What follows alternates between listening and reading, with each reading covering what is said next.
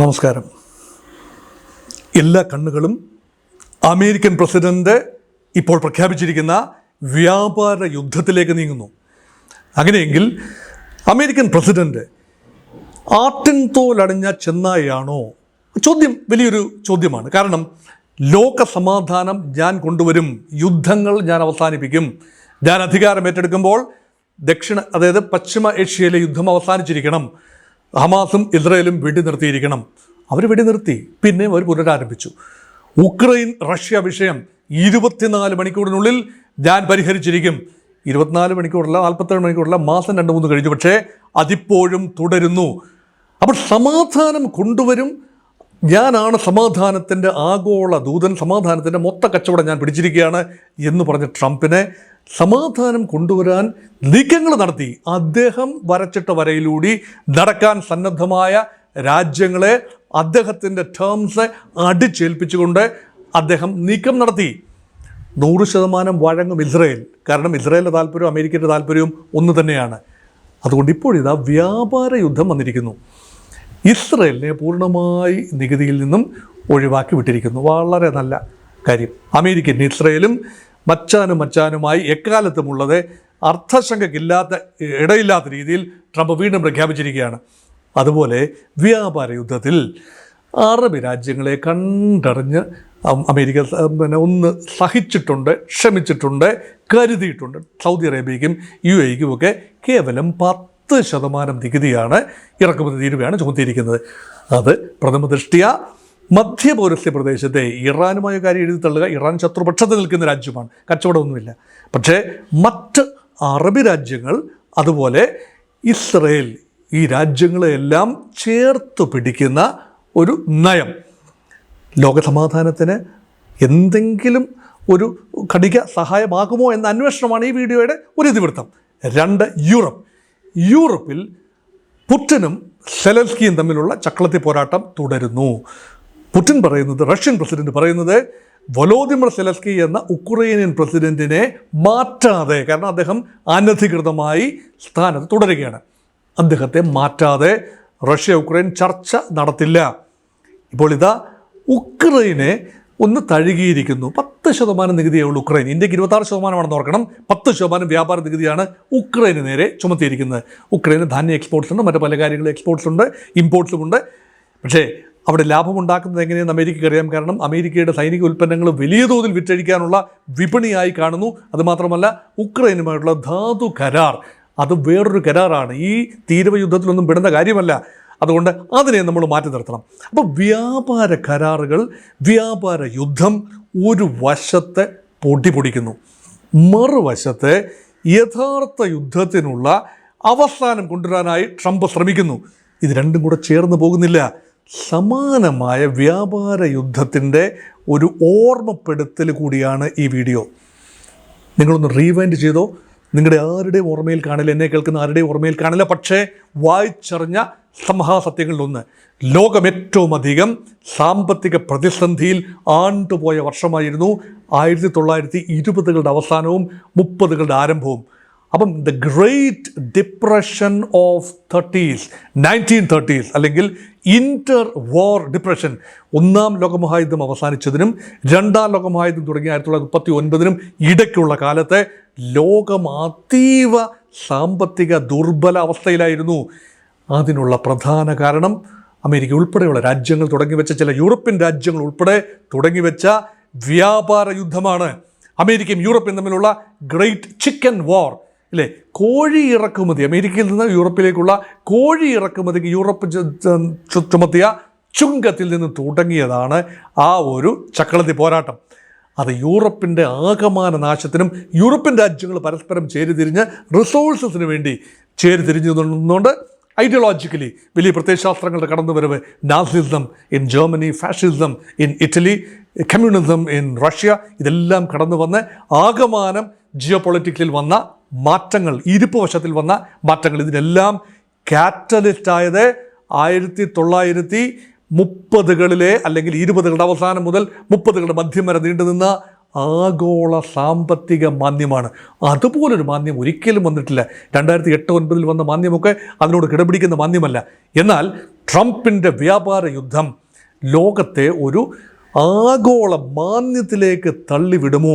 പ്രത്യേകിച്ച് ഒരിക്കൽ കൂടി യൂറോപ്പ് ലോകത്തിൻ്റെ ശ്രദ്ധാകേന്ദ്രമാകുന്ന കാഴ്ചയാണ് കാണുന്നത് ഈ വീഡിയോയിൽ. അതുകൊണ്ട് പ്രധാനമായി മറ്റ് പല കാര്യങ്ങളും പറയുമ്പോഴും പ്രധാനമായി ചൂണ്ടിക്കാണിക്കാൻ ഉദ്ദേശിക്കുന്നത് അമേരിക്കയും യൂറോപ്പും തമ്മിലുള്ള ട്രാൻസ് അറ്റ്ലാന്റിക് ബന്ധങ്ങളിൽ വരുന്ന ഡീപ്പ് ഡിവൈഡ് ആൻഡ് ഫിഷേഴ്സ് വിള്ളലാണ്. വെറും വിള്ളലല്ല, പിളർന്നു മാറുകയാണ്.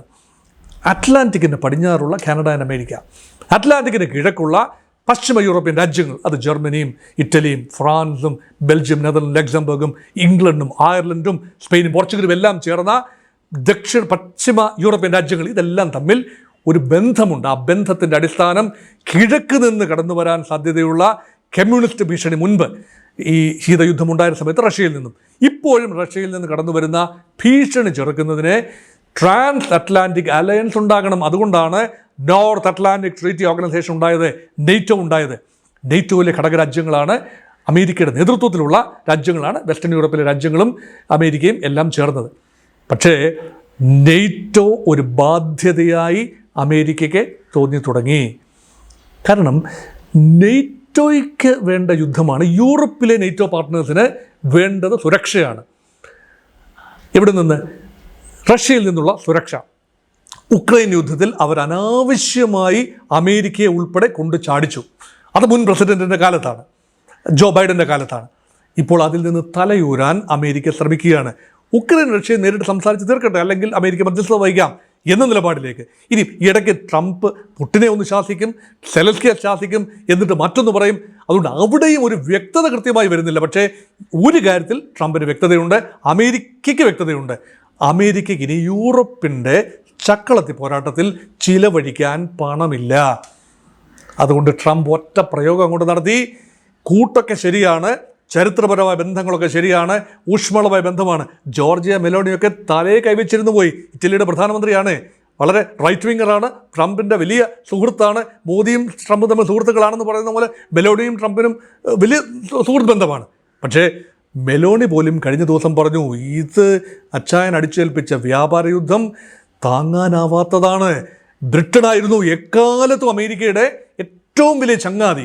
കഴിഞ്ഞ ഒരു നൂറ്റാണ്ടിലധികമായി ബ്രിട്ടനും അമേരിക്കയും തമ്മിലുള്ള പുക്കിൾക്കൊടി ബന്ധം എക്കാലത്തും ദൃഢമായിരുന്നു. ഒരു വൈജാത്യവുമില്ല. അമേരിക്കയ്ക്ക് അനുകൂലമായി എക്കാലത്തും ബ്രിട്ടൻ യുണൈറ്റഡ് നേഷൻസ് സെക്യൂരിറ്റി കൗൺസിലിൽ വീറ്റോ അധികാരം ഉപയോഗിച്ചതും നമ്മൾ കണ്ടതാണ്. ഫ്രാൻസാണ് സ്വല്പമെങ്കിലും തിരിഞ്ഞു നിന്നത്. അപ്പം യൂറോപ്യൻ രാജ്യങ്ങൾക്കെല്ലാം നേരെ, ബ്രിട്ടന് നേരെ 10% ഉള്ളു കേട്ടോ, മറ്റ് യൂറോപ്യൻ രാജ്യങ്ങൾക്കെല്ലാം ചേർത്ത്. കാരണം ബ്രിട്ടൻ ഒരു യൂറോപ്യൻ യൂണിയനിൽ നിന്ന് വെളിയിൽ പോയല്ലോ, ബ്രെക്സിറ്റ് അനുസരിച്ച് വെളിയിൽ പോയല്ലോ. അതുകൊണ്ട് യൂറോപ്പിൽ നിന്നും സ്വല്പം വേറിട്ട് കാണുന്ന ബ്രിട്ടനെ 10% ശരാശരി നികുതിയിൽ ഒതുക്കിയിട്ട് മറ്റെല്ലാ രാജ്യങ്ങൾക്കും 20% നികുതി ആട്ടിച്ചങ്ങോട്ട് കൊടുത്തിരിക്കുകയാണ്. ജർമ്മനി കലിച്ചു നിൽക്കുകയാണ്. ജർമ്മനിയുടെ കാർ വ്യവസായം അത് ഓടുന്നത് അമേരിക്കയിലേക്കുള്ള വലിയ ഫോക്സ് വാഗൻ്റെ അല്ലെങ്കിൽ ഓഡിയുടെ ഇങ്ങനെയുള്ള ജർമ്മൻ ഓട്ടോമൊബൈൽ എഞ്ചിനീയറിംഗ് ഗുഡ്സിൻ്റെ കയറ്റുമതി ജർമ്മനിയുടെ ജീവനാഡിയാണ്. ലോകത്തെ അമേരിക്കയും ചൈനയും കഴിഞ്ഞാൽ പിന്നത്തെ വലിയ എക്കോണമിയാണ് ജർമ്മനി എന്നുള്ളത്, ജർമ്മനി ആൻഡ് ജപ്പാൻ. അപ്പം ജർമ്മനി യൂറോപ്പിലെ ആ ഒരു വൻ ഇക്കോണമിയുടെ നിലയിൽ നിന്നും കയറ്റുമതി ഓറിയൻറ്റഡാണ് ജർമ്മനിയുടെ പല ടെക്നോളജിയും കാര്യങ്ങളും എല്ലാം തന്നെ. അവിടെ വലിയ തോതിലുള്ള ഇടിവാണ് വരാൻ പോകുന്നത്. ജർമ്മനി ഒട്ടും പ്രതീക്ഷിച്ചില്ല ഈ ഒരു അന്ധാളാവസ്ഥ വരുമെന്ന്. ഫ്രാൻസ് ഇത് പ്രതീക്ഷിച്ചിരുന്നു, മുൻകരുതലുകൾ എടുത്തിരുന്നു. പക്ഷേ ഫ്രാൻസ് ഒരു ഇക്കണോമിക് പവർ എന്ന നിലയിൽ സ്ലൈഡിലാണ്, താഴേക്ക് പോയിക്കൊണ്ടിരിക്കുകയാണ്. അപ്പോൾ ഒരുമിച്ച് നിന്നാൽ അമേരിക്കയുടെ ഒപ്പം തന്നെ വരുന്ന ഒരു സമ്പദ് വ്യവസ്ഥയാണ് പടിഞ്ഞാറൻ യൂറോപ്പിൻ്റെ ഇക്കോണമി.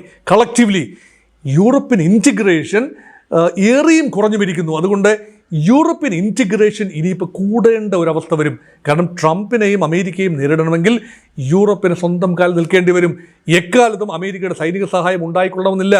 യൂറോപ്യൻ രാജ്യങ്ങളുടെ സൈനിക ബഡ്ജറ്റ് ഇനി കൂട്ടേണ്ടി വരും. അമേരിക്കയിൽ നിന്നും കൺസെഷണൽ ട്രേഡ് പ്രതീക്ഷിക്കാനാവില്ല.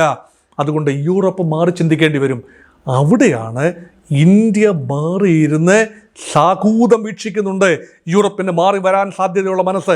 കാരണം ഏപ്രിൽ 2 എത്തിക്കഴിഞ്ഞു. ഏപ്രിൽ 2 വന്ന വ്യാപാര യുദ്ധം തുടങ്ങിക്കഴിഞ്ഞു. ഇതിന് ശേഷം 6 മാസത്തിനുള്ളിൽ ഇന്ത്യ അമേരിക്ക ഒരു കോംപ്രഹെൻസീവ് കരാർ ഒപ്പിടുന്നതിന് മുൻപ് യൂറോപ്യൻ രാജ്യങ്ങളുമായി കൂലങ്കഷമായി, പ്രത്യേകിച്ച് യൂറോപ്യൻ യൂണിയൻ്റെ പ്രസിഡന്റ് കഴിഞ്ഞ ആഴ്ച ദക്ഷിണേഷ്യ സന്ദർശനം ഉണ്ടായിരുന്നു. ഇന്ത്യയുമായി ചർച്ചകൾ നടത്തി. ഉർസുല എന്ന് പറയുന്ന യൂറോപ്യൻ യൂണിയൻ പ്രസിഡന്റാണ്. അപ്പോൾ യൂറോപ്യൻ യൂണിയൻ്റെ പ്രസിഡന്റിന് വലിയ തോതിൽ കാര്യങ്ങളെ നിയന്ത്രിച്ച് കൊണ്ടുപോകാൻ സാധിക്കുമെങ്കിൽ, ഒരു പവറല്ല, ഒരു പ്രേരക ശക്തി എന്ന നിലയിൽ യൂറോപ്യൻ രാജ്യങ്ങളെ കോർഡിനേറ്റ് ചെയ്ത് കൊണ്ടുപോകാൻ സാധിക്കുമെങ്കിൽ ഇന്ത്യയുമായി വലിയ തോതിലുള്ള വ്യാപാര ബന്ധങ്ങളിലേക്ക് നീങ്ങാൻ സാധിക്കും. India Europe trade economic corridor through west Asia, ഇത് അമേരിക്കയുടെ ഒത്താശയോടുകൂടി ഗ്രീൻ സിഗ്നലോടുകൂടി കൊണ്ടുവന്നൊരു പദ്ധതിയാണ്. അതെങ്ങും എത്തിയില്ല. കാരണം അപ്പോഴാണ് ഇസ്രയേൽ യുദ്ധം വന്നത്. ഇസ്രയേൽ ഹമാസ് യുദ്ധത്തിൽ ആ ഒരു പദ്ധതി എങ്ങും എത്തിയില്ല, വഞ്ചി തിരുനക്കര തന്നെ. പക്ഷേ ആ വഞ്ചി തിരുനക്കരയിൽ നിന്നും സ്റ്റാർട്ട് ചെയ്യാനുള്ള സമയമായി കഴിഞ്ഞിരിക്കുന്നു. India Europe economic trade corridor ഒരു പക്ഷേ പ്രാവർത്തികമായി കഴിഞ്ഞാൽ യൂറോപ്പിലേക്കുള്ള കച്ചവടം 10 മടങ്ങ് വർദ്ധിക്കും. അതുപോലെ തന്നെ സിൽക്ക് റൂട്ട് ഒന്നുകൂടി വരികയാണ്. ചൈന പ്രതീക്ഷിക്കുന്നതും അതുതന്നെയാണ്, കരമാർഗമുള്ള ചൈനീസ് സിൽക്ക് റൂട്ട്. അപ്പോൾ അമേരിക്ക ഇങ്ങനെ is breathing fire down the neck of China and Europe. അപ്പം ചൈനയും യൂറോപ്പും തമ്മിലും വലിയ തോതിലുള്ള സഹകരണത്തിൻ്റെ പന്ഥാവുകൾ വരുന്നു. അതുകൊണ്ട് യൂറോപ്പ് മാറി ചിന്തിക്കുമ്പോൾ ഇപ്പം നമ്മളൊരു 3 പവർ ബ്ലോക്കുകളെ നമ്മൾ എടുക്കാം. ഒന്ന് ഇക്കണോമിക് പവർ ഹൗസസ് ആണ്. 1 അമേരിക്ക, 2 യൂറോപ്യൻ യൂണിയൻ, അതിൽ ജർമ്മനി ഉൾപ്പെടെ വരും. 3 ജപ്പാൻ. ജപ്പാനെ മാറ്റി നിർത്തി കഴിഞ്ഞാൽ അമേരിക്കയും യൂറോപ്യൻ യൂണിയനും ശക്തമായ വലിയ കോൺഗ്ലോമറേറ്റ്സാണ്.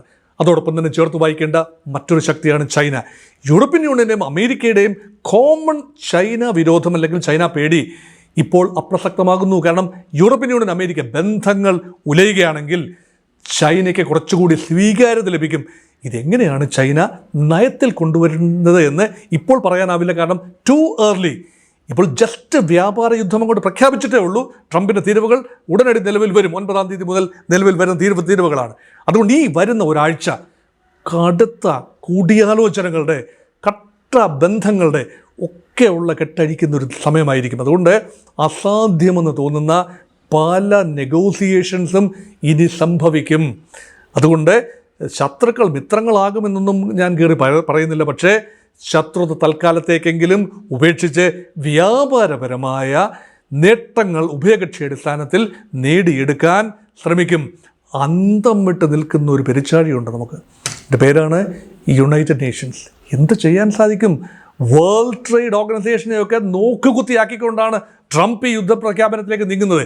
അതുകൊണ്ട് ലോക വ്യാപാരത്തെയൊക്കെ റെഗുലേറ്റ് ചെയ്യുന്ന ബ്രെട്ടൺ വുഡ് ഇൻസ്റ്റിറ്റ്യൂഷൻസും അതുപോലെ WTOയും വേൾഡ് ട്രേഡ് ഓർഗനൈസേഷൻസും ഗാറ്റിൻ്റെ പിൻഗാമി, അവിടെയൊക്കെ ഈ സംഘടനകളുടെയൊക്കെ ആഗോള പ്രസക്തി തന്നെ ഇനിയുള്ള കാലങ്ങളിൽ ചോദ്യം ചെയ്യപ്പെട്ടേക്കാം.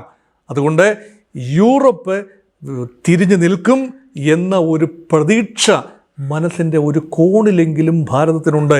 അത് നാളെ മുതലാക്കിയെടുക്കാൻ സാധിക്കുമോ എന്നാണ് ഭാരതത്തിൻ്റെ ചിന്ത. ഇങ്ങനെ ആഗ്രഹിക്കാനേ ഇപ്പോൾ പറ്റൂ. അതേസമയം തന്നെ dancing with the devil is an art. വെട്ടാൻ പോകുന്ന പോത്തിനോട് കുറച്ചൊക്കെ വേദം ഓതുകയും വേണം. അപ്പോൾ India is now adopting A twin track policy. കാര്യമായ രൂക്ഷമായ ഒരു പ്രതികരണവും ഇന്ത്യയുടെ ഭാഗത്തുനിന്ന് വന്നിട്ടില്ല. അൺഫോർച്ചുനേറ്റ് എന്ന ഒരു ഒഴുക്കൻ മട്ടിലുള്ള പ്രതികരണത്തിൽ മാത്രം ഒതുങ്ങിയിരിക്കുന്നു. 26% തീരുവ പ്രഖ്യാപനം. പക്ഷേ India is skilfully waiting in the wings. കാരണം നാളുകളിൽ ചിറക് വിരിച്ചു പറക്കാൻ സാധ്യതയുള്ള 2 സമ്പദ് വ്യവസ്ഥകളാണ്. വളർച്ചയുടെ കാര്യത്തിലെങ്കിലും ഒരു സൂചനയായിട്ട് നോക്കുകയാണെങ്കിൽ ചൈനയും ഇന്ത്യയും. അങ്ങനെ 21-ാം നൂറ്റാണ്ടിൻ്റെ 2ാം പാദമെങ്കിലും ചൈനയുടേതും ഇന്ത്യയുടേതുമായി മാറാൻ സാധ്യത ഉണ്ടാകണമെങ്കിൽ അമേരിക്ക സ്വയം തകരണം. സ്വയം തകർച്ചയുടെ ആരംഭമാണോ ഇങ്ങനെയുള്ള ട്രംപിൻ്റെ യുദ്ധപ്രഖ്യാപനം എന്ന് അമേരിക്കയ്ക്കുള്ളിൽ തന്നെ ഒരു വിഭാഗം ആളുകൾ ചിന്തിക്കുന്ന ഒരു കാലമാണ്. അത് ഇന്ത്യയുടെ കാതുകൾക്ക് ഇമ്പമാകണം. താൽക്കാലികമായി വെല്ലുവിളിയാണ്. ഇന്ത്യക്കും യൂറോപ്പിനും ചൈനയ്ക്കും താൽക്കാലികമായ വെല്ലുവിളിയാണ്. വെല്ലുവിളി നേരിടുന്ന ആളുകൾ റീഗ്രൂപ്പ് ചെയ്യുകയും അവരുടെ പ്രത്യയശാസ്ത്രപരമായ വൈജാത്യങ്ങൾ തൽക്കാലത്തേക്കെങ്കിലും മാറ്റിവെക്കുകയും പരസ്പരം കോൺഷ്യസ് ആയിട്ട് തന്നെ, ബ്ലൈൻഡായിട്ടല്ല, കോൺഷ്യസ് ഒപ്റ്റിമിസത്തോടു കൂടി തന്നെ പരസ്പരം കൂടുതൽ ഓപ്പൺ അപ്പ് ചെയ്യുകയും ചെയ്യാനുള്ള ഒരു ഷെയ്ക്കപ്പിൻ്റെ സാധ്യത തുറന്നു വരുന്നു എന്ന് ഞാൻ എൻ്റെ പ്രേക്ഷകരോട് ആ ചിന്ത ഞാൻ പങ്കുവയ്ക്കുന്നു. അതിനായി ഞാൻ ഈ വീഡിയോ ചെയ്തു എന്ന് മാത്രം. ഞാൻ 3 വീഡിയോകൾ ഒരുമിച്ച് ചെയ്തിട്ടുണ്ടായിരുന്നു. അതിലൊന്ന് ഇന്ത്യ എങ്ങനെയാണ് ട്രംപിൻ്റെ തീരെ യുദ്ധം ബാധിക്കുന്നത് എന്നും ലോക രാഷ്ട്രീയത്തെയും ലോക വ്യാപാരക്രമത്തെയും എങ്ങനെ ബാധിക്കുമെന്ന് മറ്റൊരു വീഡിയോയും, ഇത് യൂറോപ്പ് കേന്ദ്രമായി മറ്റൊരു വീഡിയോയും, ഇങ്ങനെ 3 വീഡിയോകളാണ്. അത് 3 പ്രേക്ഷകർ കാണുമെന്ന് പ്രതീക്ഷിക്കുന്നു. Thank you very much.